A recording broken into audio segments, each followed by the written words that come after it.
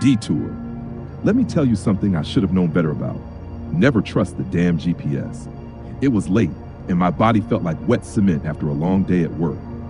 The highway stretched endless and dull, a black ribbon unspooling through nowhere, and all I wanted was to get home. My coffee had gone cold in the cup holder.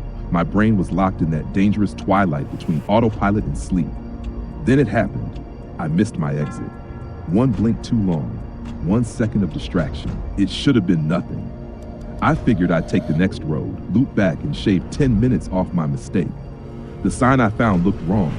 Its letters were old, faded like whispers on rusted metal, and for some reason my headlights caught the streaks of something dark smeared across its surface. My gut stirred, a low warning hung, but I was too tired to care. I turned anyway. The road narrowed quicker than I expected. The paint lines were almost gone, swallowed by weeds and creeping cracks.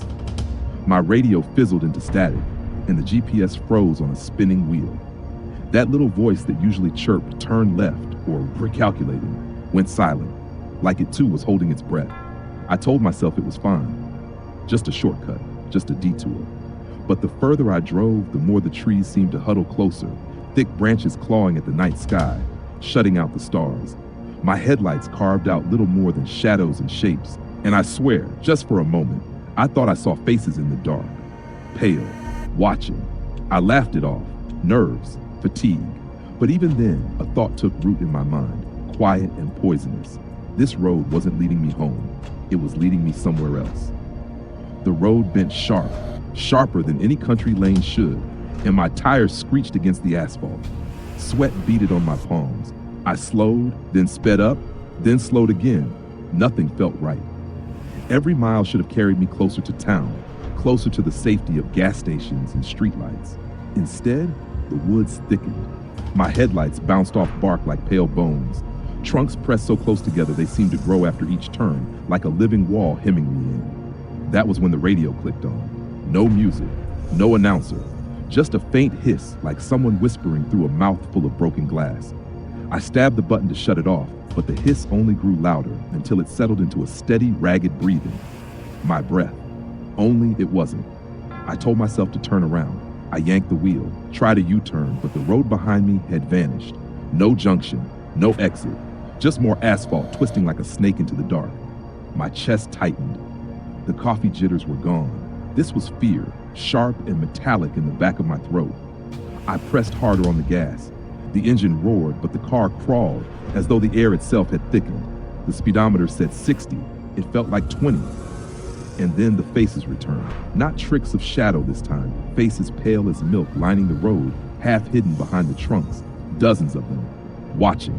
Unblinking. Their mouths open just enough to catch the light, like they were trying to speak, but no sound came. I gripped the wheel so tight my knuckles cracked. Don't look. Don't slow down. Just drive. But every time the headlights swung across another bend, more faces appeared, lining both sides like mourners at a funeral procession. My funeral. The hiss on the radio bled into words. One phrase, low and guttural, repeated over and over. You missed your turn. You missed your turn. You missed your turn. My throat closed. The wheel jerked under my hands as if guided by unseen fingers. No matter how I fought it, the car kept veering back toward that same narrow curve, looping again and again to the same stretch of road, the same faces waiting. And with each pass, they were closer.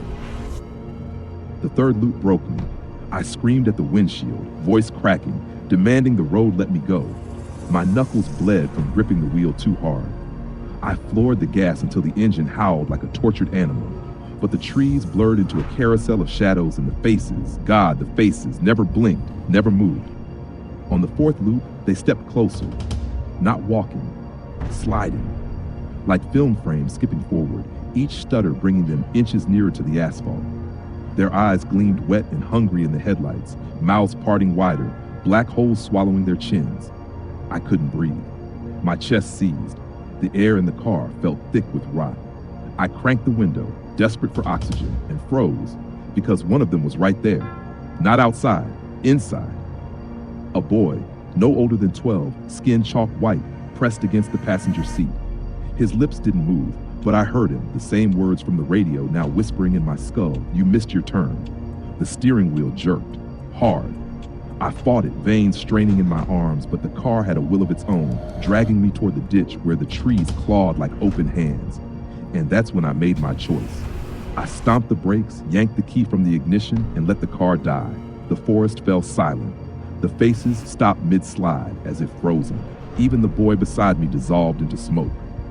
For a second, one thin, fragile second, I thought I'd beaten it. Then the headlights flickered back on. The engine roared to life, though no key was in the ignition. The dash lights glowed blood red, and ahead, the road wasn't empty anymore. The faces had gathered in the center, crowding shoulder to shoulder, a wall of pale flesh blocking my way forward. Their mouths opened in unison, and the words thundered so loud the glass rattled. "You missed your turn." My hands moved before my brain caught up. I slammed the shifter into drive, stomped the pedal, and aimed straight at them. If this road wanted me, it was going to have to take me kicking and screaming. I pulled over, slamming the brakes hard enough to make the seatbelt cut into my chest. For a long moment, I couldn't move, couldn't think.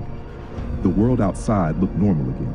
Billboards, semis thundering by, sunlight glinting off windshields. Ordinary life ticking forward without me. But my body refused to believe it. My pulse thundered in my ears. Every shadow on the shoulder looked like it might lurch forward, peel itself from the trees.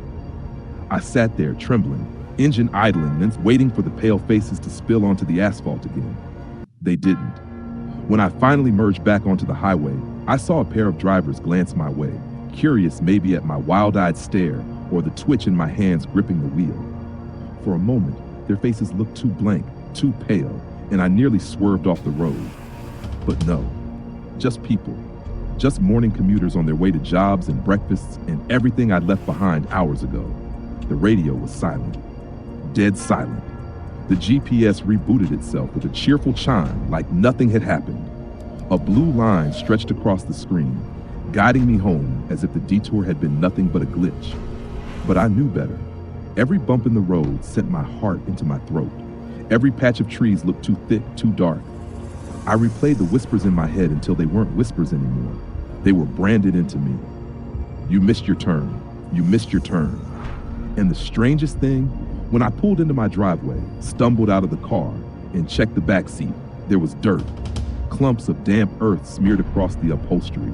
The smell of moss and rot clung to the air. I told myself it was my imagination, that I tracked it in, that it was just fatigue making shadows crawl where they shouldn't.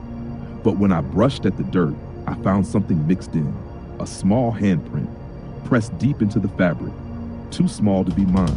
That's when I realized the road had let me out, but maybe it wasn't done with me yet. I stopped sleeping for more than an hour at a time.